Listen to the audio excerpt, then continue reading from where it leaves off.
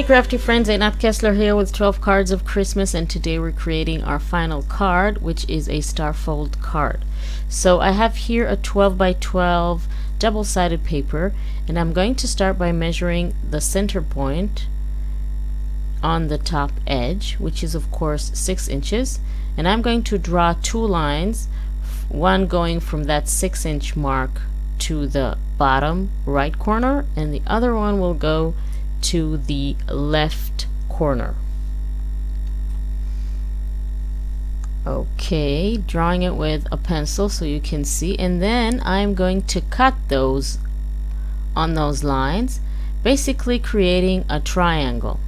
This is what I want, and I'm using one side as a template for the other side.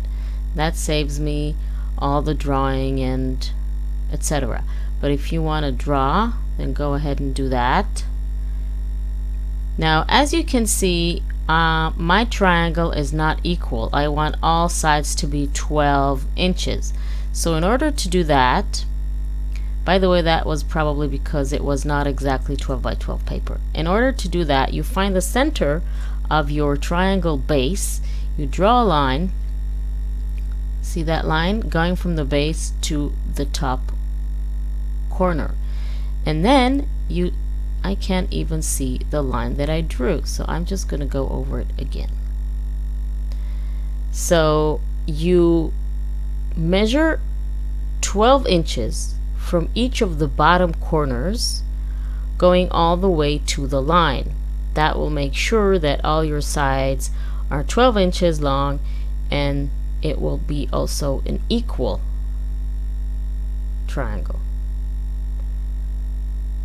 Hope that made sense. Okay, so now I have a good triangle. Next thing is to measure. Let's get rid of all the lines first. Okay, so what I want to do next is measure the center point again of each of my triangle sides, which is again 6 inches since all sides are 12 inches, right? So you mark your 6-inch points in the center on all three sides, and then you draw a line, because what we're going to do with that line is score it, because this is going to be the first fold that we're going to create. And of course you can do this directly with the scoring. You don't need to draw, but I'm doing this so it will be easier to understand exactly what I'm doing, because it can be confusing. Now let me bring my scoreboard, and what I'm going to do, since it's triangle, I'm going to align one straight base on the straight edge and then go over the line that I drew with my bone folder. Now if you need to use a ruler to find the right line, just go ahead, but actually you don't really need to, because you can see the line that you drew with the pencil, and that helps find the correct score line that you need to do. Okay, let's do the third one. Okay, so all those lines, we fold them inside in a valley fold. I'm gonna erase all those pencil lines. Okay, so once that's done, 1, 2, 3, we can go ahead and measure 2 inches from each side of our 6-inch mark that we did. So supposedly we should do this on the other side, but that's the pattern is too distracting, so I'm going to do this on this side. So what I'm doing is I am aligning my ruler on the 2-inch mark exactly on the center of my side here, which was 6 inches, and then I'm just marking 2 inches on the left and 2 inches on the right, which is basically 0 and 4. Does that make sense? Again, you align your ruler, putting the 2-inch mark in the center, and then marking on the 0 from the left side and the 4 on the right side, which are 2 inches to each side. And then again, I'm going to draw the line with the pencil.